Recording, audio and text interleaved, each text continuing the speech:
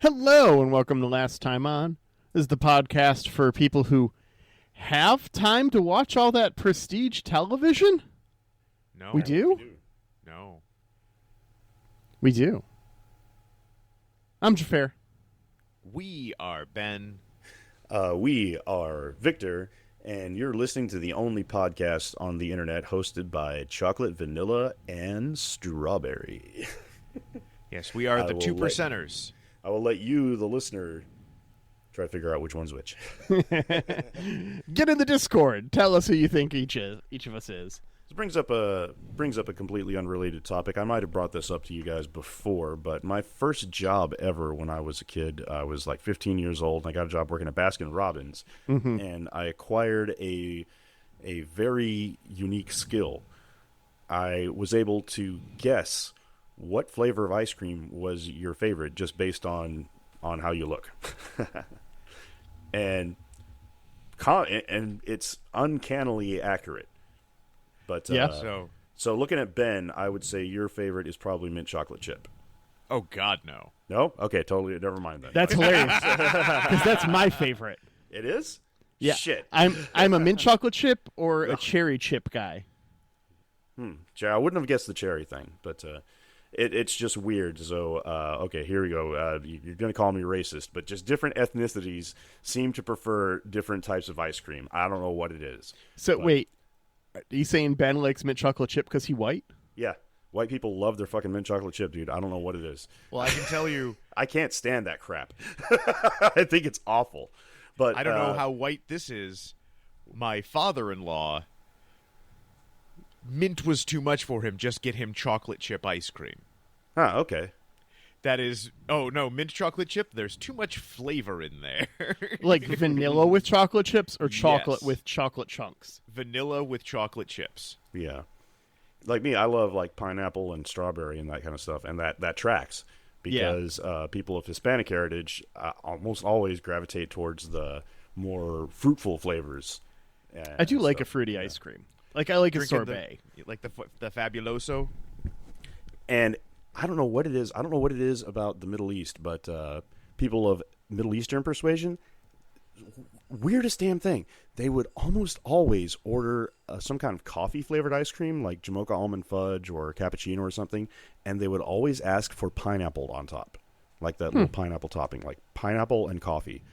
I still don't think I've tried it, but I like both those things. I love pineapple, I love coffee. I've never tried them both together. So, see, listeners in the Discord, if you're a coffee pineapple lover, explain yourself, please. I am a coffee toffee man myself. Coffee toffee? Yep. If there's a coffee flavor or a toffee flavor, maybe even a butter pecan.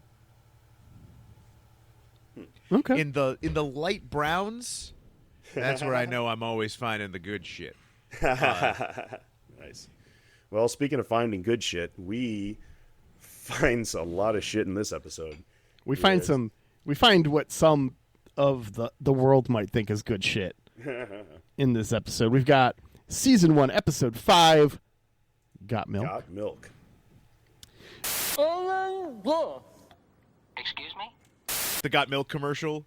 Aaron Burr! Oh, Aaron Burr! Oh, I remember that one. Yeah. Man, that is a throwback. All right, sorry, Xhafer.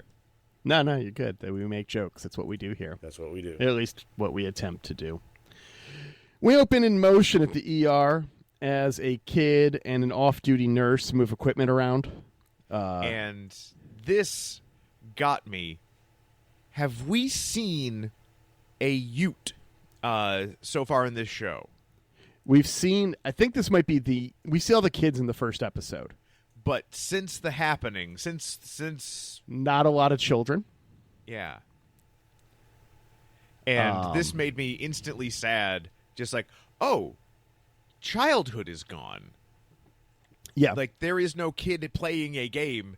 Like, we saw Lakshmi's kid, who was kind of locked into pretending to be her kid because that's what she is instructing it to do. Mm-hmm. But we've never seen, like, hey, well, everyone above 18 is synchronized, taking care of the world. There isn't and we have decided, along with letting all the aminals free, children are free from work and just play. It's like there is no play. Yeah. There's nothing to be gained from play. And it also made me wonder, like, what is a baby like? Yeah, We haven't seen would like babies. to see that question And answered. I think there's a reason for that, to be perfectly honest. It might be no baby, or it might be... I think there's no babies. Or I am under the operating assumption that Vince Gilligan is balling on a budget with this show. Yeah. Because most of this episode is Carol by herself, just in her house, or in like empty warehouse or empty grocery store. Yeah. Like getting people out of a hospital. Okay, that costs money.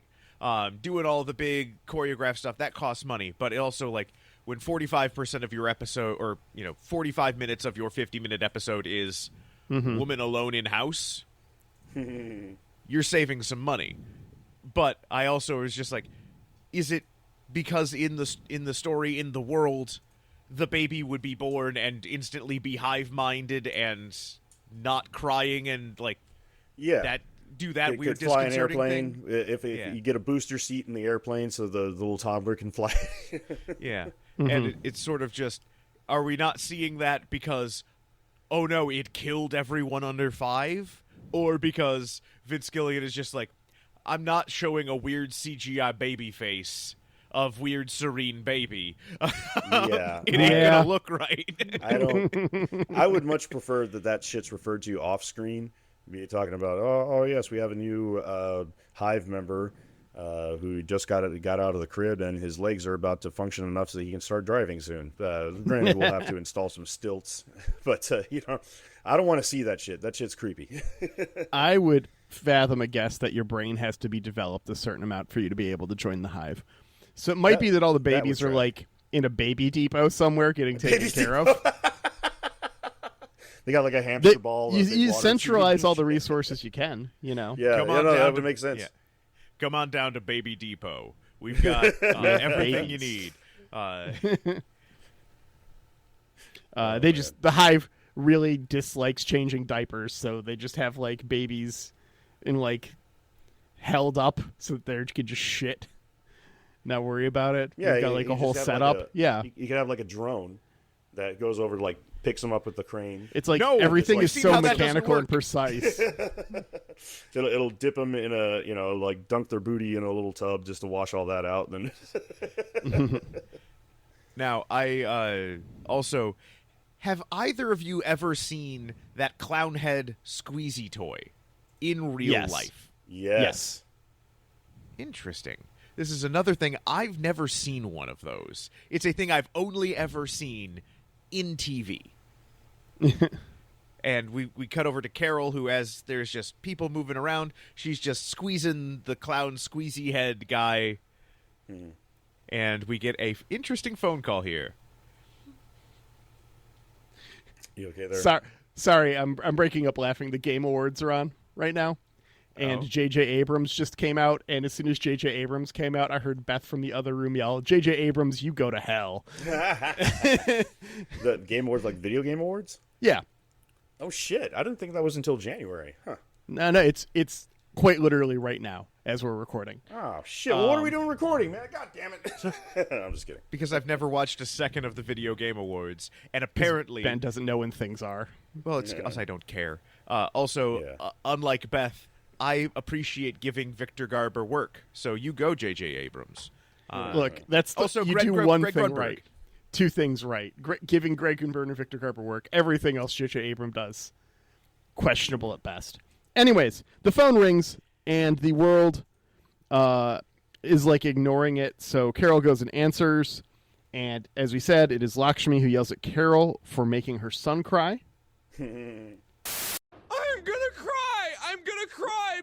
Yes, because when everyone at the end of last episode was chanting, Carol, please, please, Carol, Carol, please, please, Carol, they were all crying. And they did it all around the world. Yeah. Mm-hmm. The entire world was chanting that. Oh, God, that's creepy. Yeah. If you're Lakshmi, how pissed are you when your son's crying and chanting, please, Carol, please, Carol, please, Carol? You've already made up your mind about this person. Right. But also, just like, Lakshmi is just so not getting anything. Like, she is not getting what's going on. And it's so frustrating. Mm-hmm. I don't know. Yeah.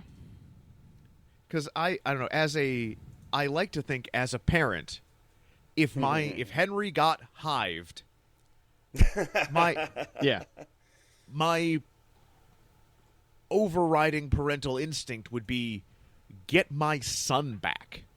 Yeah. I will fight 1,000 of you, drones to get my son his individuality back. Mm-hmm. I think they're doing a really good job, and by they I mean the Hive, of making Lakshmi feel like her son is there and chill. I think it's more than just her perception of it. I think it's an active deception. Or is it she keeps as seen by chicken interacting fingers. with it as if it's her son, and so it is just, okay, I'll pretend. Yeah. Or, it is giving her a simulation of what she wants. Yeah, for sure. Yeah, it's not actually her son. But we do find out that Zosha is going to be fine. Yep. In a medical TV sense, where it's just like, and never ask about this again. Do not worry about it. Heart attack, no problem. Grade, fine. Yeah. I'm wondering if Zosha has been disconnected from the Hive as a result of all this, if only partially. And that's why they one of the reasons why they rushed out to leave Carol alone. So they like that she was cut off from the Hive, basically, with those drugs? Possibly, yeah. She got hued. Or as a part of her cardiac arrest that she suffered. Dude, I swear we are on the same wavelength, because I just got done self-promotion here, recording the first episode of my new podcast, Fan Theories on Trial, where I was debating with Tiger Mike whose fan theory is more valid, and mine was that had to do with the Borg and Hugh. And yeah, Hugh was a big part of it, but it's just so fucking weird that you said that right. I think it is a hive mind thing, but yeah. Victor, have I told you my craziest Star Trek conspiracy theory? Let's hear it. The crazier the better. Because it flies in the face of something Discovery tried to introduce. Klingons don't have two dicks. Okay. They don't. We only saw two streams. Mm-hmm. And what did two we see? holes. Yeah. Oh my to god. Your, what Ben because suggests. what happened in the episode where Worf somehow lost a fight to a barrel? When he died, a secondary nervous system kicked on. They have that. They have 3 lungs. They have internal redundancies. Mm-hmm. They do not have 4 arms in case they lose 2. You have 2 urethras in case one gets clogged up by blood in battle. I mean, I won't argue they've got 2 arms in case they lose 1. Yeah, but they don't. They were gene seeded by the same lady who is the female changeling. Yeah, right. They follow the same 1 head, 2 arms, 2 legs configuration. Klingons only have 1 penis. Sorry to disappoint. That was a bold statement there, sir. Anyways, Sorry about all your fanfic, Beth. Carol goes to take a nap, and when she falls asleep, everyone leaves. Single file lines to buses waiting. It's very orderly. Must Now, be I the have a British part of question. the world helping them queue. When you were watching this, did you think it was Carol told everyone to leave the hospital? No. Okay, because part of me was like, okay, are they leaving her, or did she tell everyone to go and leave me alone with Zosha? You know, it's made clear in a moment that she is being ghosted, and not in the Dr. Crusher way. Yeah. Yeah, they need space. Yeah, the world So, needs space. Yeah. Let's see here. Carol wakes up. She's alone. It's very Langoliers. Have you ever? Oh my god! Have you ever Why'd found you have yourself to in a bring up that situation movie? like this? That was as such a TV fucking miniseries. horrible movie. This has memories for me of a time I was in Green Bay waiting to fly home, and the terminal that I like gone through TSA, and about 15 minutes after I'd gone through TSA, my flight was in like 3.5-4 hours, so it was pretty early. TSA closed, and there's nothing in that terminal besides gates. There was no one at those gates, and they like closed the doors and didn't let anyone in, and they let me through knowing that it was nothing. I wasn't flying out, and I just was in there by myself for like 4 hours before shit opened up and they started to let people in to catch a flight. Oh my god! I had like an entire like 8-gate airport terminal to myself. Cool. That's creepy. No, it was fucking weird. It was weird and Yeah. creepy. See, I was I have a thought I'll get to later in this episode that's in a similar vein. But yeah, so Carol notices everyone's gone. She picks up a phone and she gets the message. Yeah. No, this it was Kareen that pointed it out. She totally called it. This is the voice of Howard Hamlin, I think is his name, but the from Better Call Saul. You know what I'm talking about? Yeah. She instantly So recognized it. I listened to the Pluribus podcast. They got this in the first take, and they did not tell her that's who it was going to be, her former No coworker. way. Oh, that's awesome. And so she held it in the entire time, and then I guess as soon as they were done recording, she burst out laughing. That is fucking hilarious. Oh god, that's awesome. That's on the like official Pluribus podcast for the show? Yeah. Nice. Okay, I'm gonna have to start listening to that. Yeah, there's fun little bits in there. Yeah, so she goes to the voicemail. She finds the tallest building in town, gets on the roof, and she sees the emptiness of it all, of Albuquerque as it empties out. Because when this hive mind starts getting you down, and everyone's just too much for you to face up on the roof. I'm not going to do the whole song. Yeah, You're welcome. listeners, take a drink. That's take a shot. I could have, but I'm letting you off the hook. I appreciate it. We jumped ahead about 2 days to 8 hours, 8 days, 8 22 days. hours, 36 minutes, 29 seconds. And Carol tries to write a note at first. She grabs a camera, and then she reads her note. She records a message for the 12 other survivors where she details that she discovers there is a cure and that they cannot lie. She makes an overture to the other survivors to work together to save everyone. And then she calls the world to have it sent through, has to sit through their voicemail again. And at this point, I'm all like, Carol, you know you can just press 1 to skip a voicemail message and start recording. But she doesn't know. And that's going to be hilarious when someone in the show tells her, I'm guessing next time on episode 9 or 10. We'll see how long the bit goes.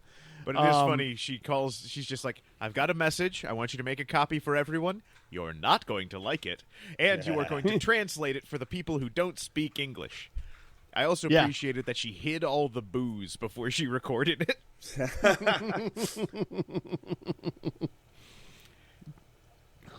Yeah.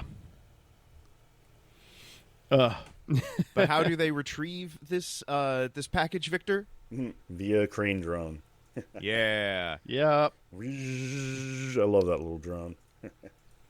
And this Yeah. made me very sad. As soon as the drone picks it up, Carol goes back in and pours a nice glass of writer's tears. Yep. which Right. I tried to get a bottle of before we recorded tonight, and they did not have it at the liquor store next to the Ace where I was getting salt for our driveway. It is an Irish whiskey. It is quite Writer's good. Tears is what it's called. Writer's Yeah. Tears, which As I am... in- As in writer, like with a writing Yes. pencil Yeah. writer? and I am sure it was bought as a gift from Helen to Carol as like a Oh, joke. man. Yeah. But it's Yeah. also really good Irish whiskey. Yes. No, I'm sure that's exactly what it was. It was bought as a joke, 100%. And also, it's important to note that after this, she goes to bed. And this is the first time we see her go to bed. She's only slept on the sofa up until this point. Oh, that's a true. good point. Yeah. Or in the hospital. Or in the hospital. So that's a whole thing because she's in bed alone. She looks over at the empty pillow. It's very sad. Yeah. That said, as somebody who has shared a bed, well, I would be sad that, Glow is dead. I'm starfishing. I don't care. I'm also just, relishing in the bed. Yeah, taking as much of that king-size bed as you fucking can. Winnie Weedy Weeky. I still sleep on the edge of it. Yeah. Because when well, we were- yeah, It's I nice mean- to know you can have it if you want. Well, I've been burned because there was a little while in our old bed where Glow would just in the middle of the night roll over and falcon elbow or falcon knee me in the back, and so I've kind of just gotten used to hugging the edge. Yeah. But we hear a noise outside, and what do we see? Yeah. What do we see? We see some wolves scavenging through her trash. Yeah. Were Which they makes wolves sense or were because they it would be the coyotes? only trash around. These were definitely wolves. I got to say, Okay, they were. 100% I've never wolves. seen a coyote, and I didn't know do coyotes get bigger than I think they do? No, that's a wolf. And Screen Crush called them a coyote 6 times, and I'm all like, bro, coyotes are miniature dog sized. Coyotes are small. Yeah, they are kind of tiny. Puff is twice the size of a coyote. Okay. For frame of reference. Now, refer do we to the think these goodest are girl. wolves from the zoo? Are these Albuquerque zoo wolves?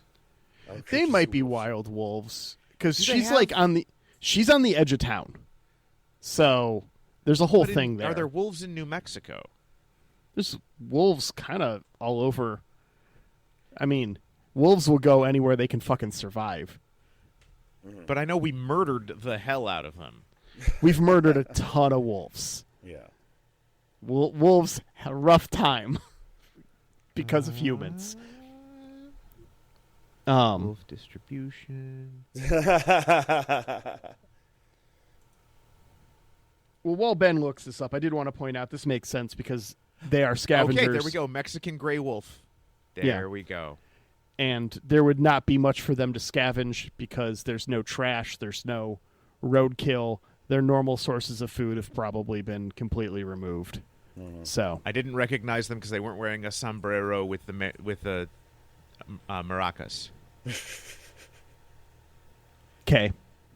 Victor got to be racist earlier. Why am I getting a cold shoulder? As a member of 'Cause the you're Mexican white. American community, I'll allow it. You get a pass. Sure. Okay. Cool. Everybody gets one.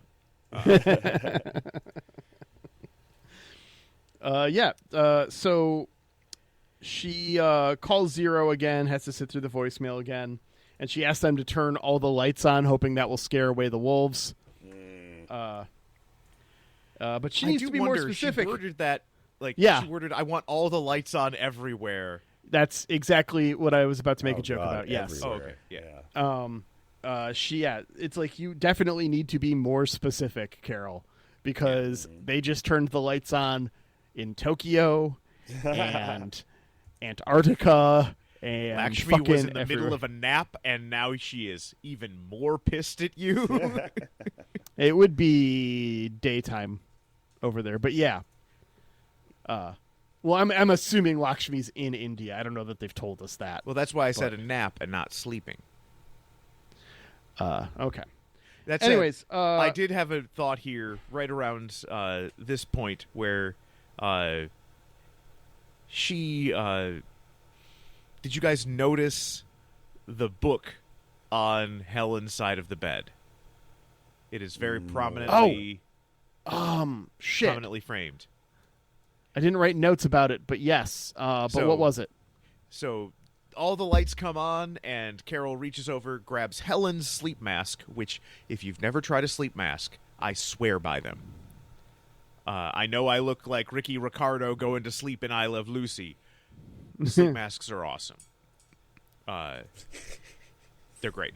But it is on top of Helen's copy of Agatha Christie's And Then There Were None. Yes, that's what it was. Thank you. One of the just best books. I have never read don't any look at the Agatha original Christie. And don't want to know.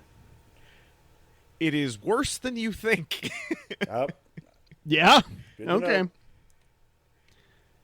know. But the book is great, and the book has nothing to do with the original problematic name.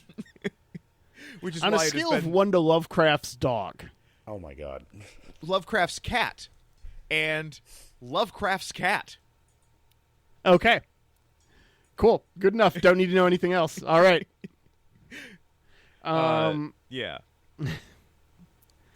Listener, don't Google that at work. Yeah, so she calls Zero to ask to get her trash picked up. They give her instructions to have a drone pick up her trash and the weight limit and the distance between the bags, all of which Carol carefully follows, and this goes off without a hitch. Oh, wait.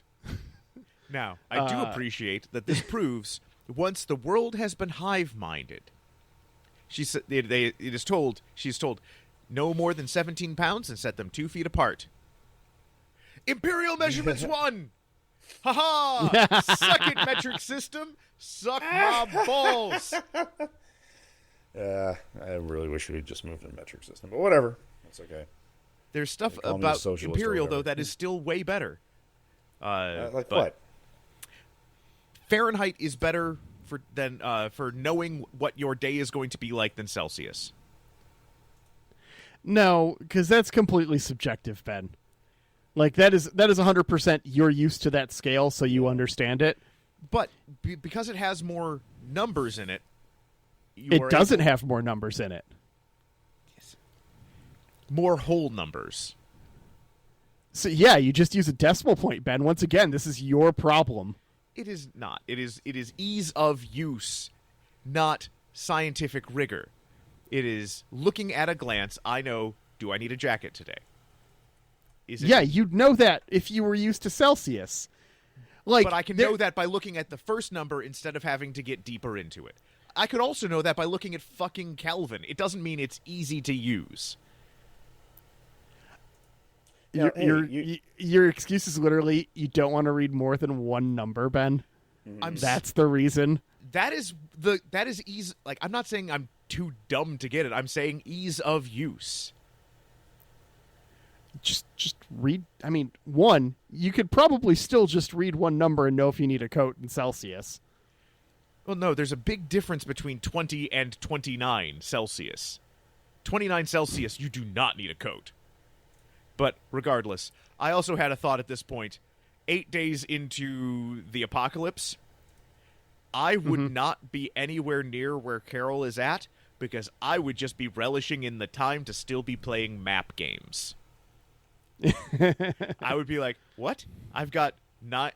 Nobody is telling me I can't be playing Rome Total War right now? Hello, Hive Mind? I need some Diet Mountain Dew and some Funyuns, please. My friends are coming over to my mom's basement bringing Funyuns and the Mountain Dew.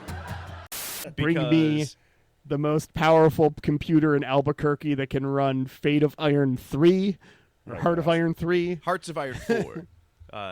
Whatever. It's got the new one. Okay. Yeah, and I'm Kublai Khan's gotta kick some ass. All right, we got shit going on. But we see the crane drone here, and Victor. Does this instill a lot of confidence in you? How the Which crane part? drone works? Not particularly. It looks pretty flimsy. Well, and what happens to it when it tries to pick up this trash bag? Oh yeah, the crane is slip. Yeah. It clearly cannot lift it, and instead of just setting it down and aborting and saying, like, calling back and like, hey, Carol, 17 pounds. There's a scale in your bathroom.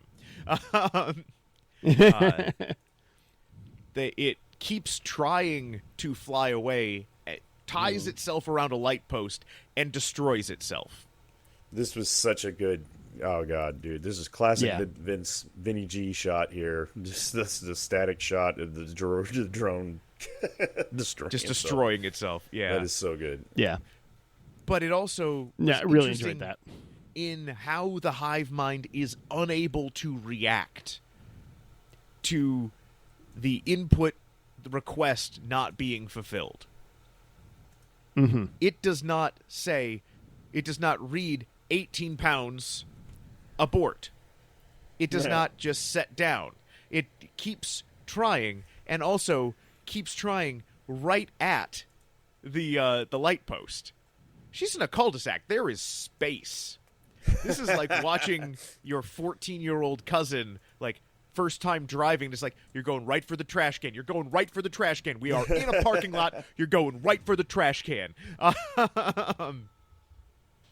So this is interesting in just like, hypothetically, the knowledge of every RC enthusiast. So my uncle-in-law, everybody who does competitive drone racing, and everyone who's been using a Reaper drone to, like, do Reaper drone shit.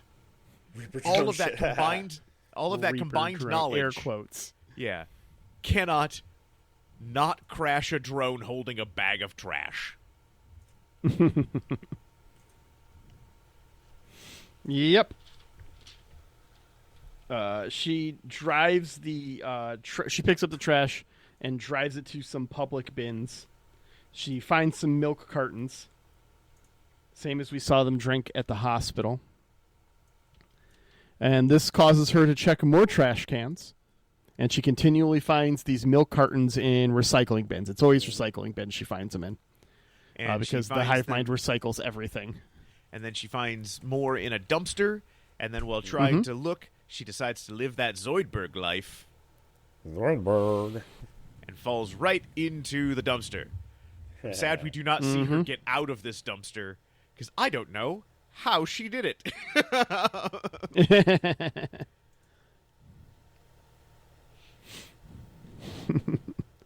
Yep. So she reads some of these cartons, and she sees that it's all at Duke City Dairy, where this all this milk is coming from. And then so she goes. She goes to Duke City Dairy, and this is a brewery, I feel like. I don't know what industrial milk pasteurization looks like, but I see a mash tun and a boiler when she walks in, plus rows of fermenters like you'd have at a brewery. Just huge fermenting tanks, which I would not think have for milk. It's also not in a refrigerated space, so I would not think this would be for milk. It doesn't look like any, like, what's that old History Channel show, How Stuff Gets Made? Oh, Yeah. that was a good show. Yeah. Yeah, it doesn't look like any when I've ever seen milk on stuff like that. So, but I've definitely spent a lot of time in breweries, and this is 1,000% a brewery. So we see some box assembly equipment where the boxes are all in random order, which also struck me as weird, and we find out why quickly because they're all filled with the same thing. But like, this isn't how you would get boxes. No. You would have to do this on purpose, because you'd get a pallet of chocolate milk boxes and a pallet of strawberry milk boxes, right? They would not be color collated like this. So Unless this was you a had- choice that was made. Or you had three people all with their color arm, like in a like hive mind synchronized way that would have looked very evocative had they filmed it. Yeah. Fair enough. She's she's poking at some stuff. She finds some unmarked bags filled with a sandy salt-looking material. And she also finds a little bit of like leftover goo. And it's clearly not milk. Yeah. So she brings one of these bags home and grabs her test gear from their hot tub. And she makes an update filling us and the others in, whether it is acid or base. Neutral. It has the consistency of a like thin olive oil. And she scraps the recording, tries again. Another drone grabs it. We see it flying past its discarded comrade in what might be my favorite shot of this episode. I thought that was a lot of fun, the drone flying past the other drone. And after this, we see a wolf pack move in on Carol's house from the window, from the wilderness, starting to dig up Helen's grave. Did it look to you guys like that the wolves were digging in unison? No. No, I didn't get that. Were they? I didn't get that impression. They, in my opinion, it looked pretty synchronized for wolves. It might be they were just evening out. It might be they only had one wolf and they were just having it dig in different places. But it did look not like there were no wolves next to each other, clumped. They were spaced. I mean, they're just spaced. Yeah, I think that's how wolves would dig. I don't know. Whenever I've seen dogs digging, they don't care about, like, personal space. They're like, woohoo, we digging. Carol goes for the shotgun in the police car and cannot get it. So what does she do? Drives that Jenkins. Yep. Drives the cop car right through her fence into the pile of wolves to scare them off. She falls asleep in the cop car parked over Helen's grave. When she wakes up, she finds the shotgun safety release. Yep. And finds some keys and finally takes the handcuffs off she's had on all episodes since the handcuffs were cut off of her and Zosha at the end of last episode. Yeah, Carol, it's a gun in a cop car. It's not that well secured. It should be better secured. But she drives to building supply, loads up on stones, more than suspension of her cop car can handle, and then covers Helen's grave with patio pavers to prevent tampering. That's how I built my patio. She paints a tombstone and places it on the grave. It has an orchid and Helen's name. Yeah, it's sweet.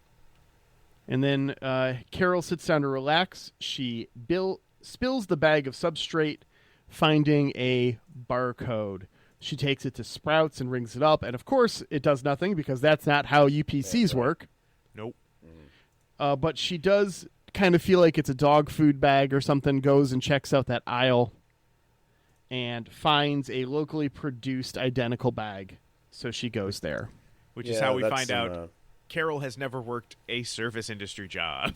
She doesn't know how barcodes work. This is just some writer's convenience here that it's like, oh, wow, she recognized the barcode. Whatever. You got to move the plot along. That's fine. She's lucky it's not in a Purina bag, and she's just like, I've got to drive to where? Mass-produced in Argentina. Well, shit.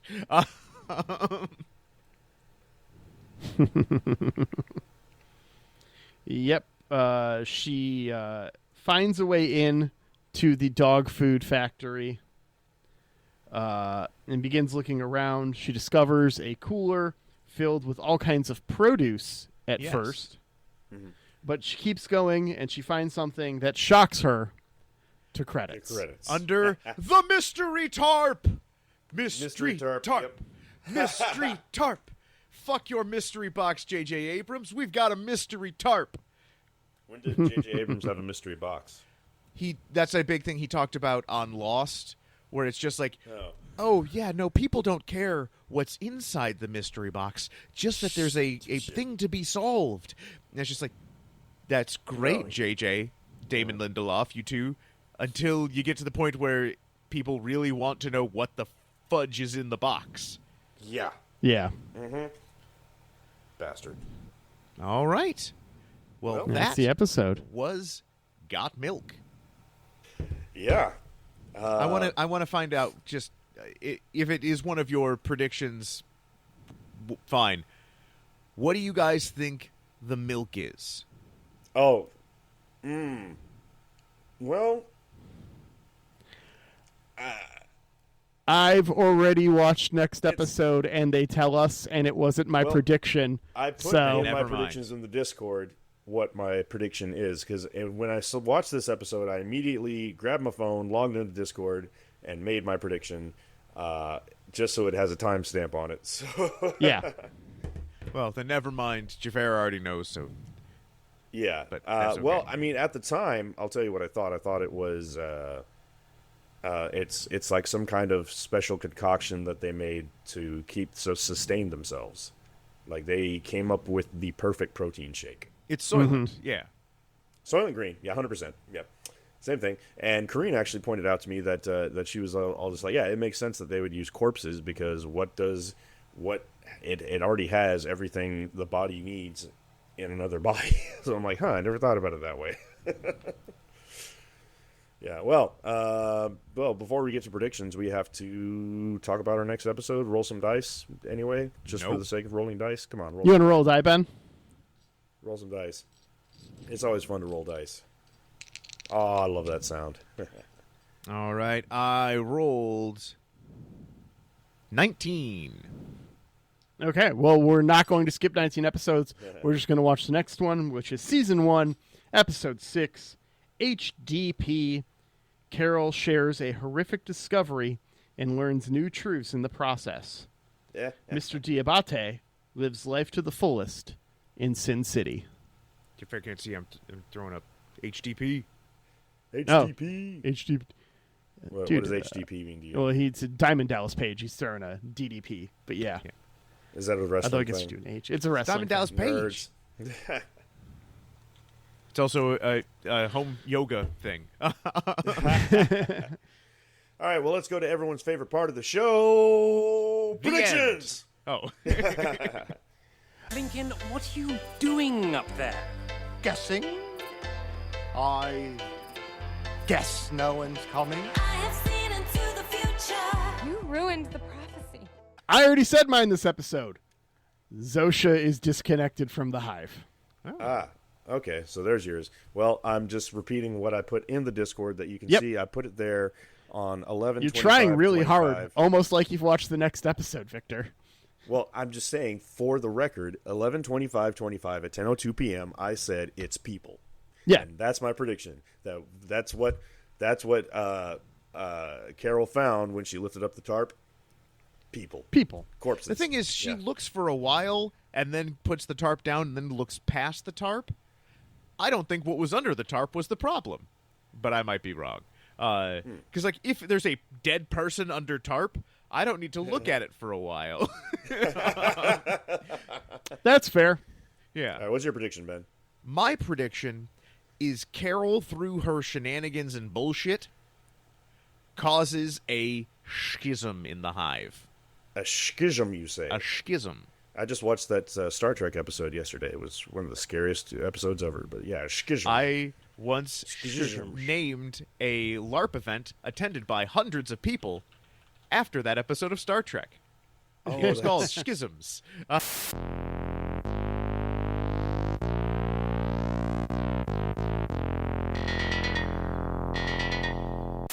Oh, I bet that was so creepy. Well, it was just more a disjointed, like, we're doing 4 unrelated stories from across the game. schisms. Schisms. Schisms. But All right, well, that's it. our show. What do we have left to do? What we have left to do is, Victor, we have to talk. We've got another 15 minutes here. This is the Nick Terabebe corner. Have you been watching House of Asher yet? Okay, I've got some questions here because it's been a while since I watched Spartacus, but Asher died. They addressed that in the very beginning scene with him and Lucy Lawless. Oh, did it start? Yeah. It started 3 or 4 days ago. There are 2 episodes out already. Okay. Well, how do they get around that then? They say, wouldn't it be more fun if he didn't? And the spirit of Lucretia, Lucy Lawless, shows up to a tortured Nick Terabea in the afterlife, and it's just like, wouldn't it be fun if we did a story where you're still alive? You want to go live again? And he's just I love it. And it's giving me exactly what I wanted from Spartacus, where I'm just like, hey, I don't want seasons 2 and 3. I know how this goes. I've got several books about the late Republican era of Rome. I know how things go with Spartacus. Right. So this is an alternate timeline then. It's an alternate timeline where he is now running his own ludus. Yeah, House of Asher, dude. Yeah, he was probably the best character in that whole show. He was. Yeah.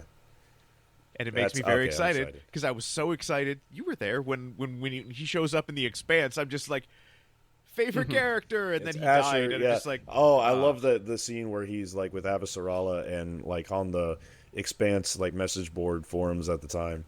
Everyone was typing in, when the guards were trying to bribe him, everyone was like, Asher always betrays you. Betrayal. All right. Well, I'm going to have to go figure out a way to watch that after we get done recording, because that sounds epic. So. It's on the jellyfin. Oh, okay, cool. Oh, by the way, I think the new episode of Pluribus just dropped as well. I noticed it drops a day early. On Thursdays, so it's probably available right now. Yeah, it's strange. I'm assuming that it drops at midnight somewhere on Friday, and for me, wherever we're like 4 hours ahead, because last week it became available to me at like around 8 p.m. Let me see. Well, I'm not watching ahead because that's against the rules. No, it's not. Where's that? As long as you take your notes, you're fine. Yeah. Make your predictions. It's against the spirit of the game. Well, hold on. Before it's... Okay. Well, I better log my... Oh, I already did. Okay, yeah, I already did log my prediction. It's in the Discord, so... I'm bound to it. I have to... Next episode, I have to say what I say in the Discord, so... Yeah. I am honor bound. What you say...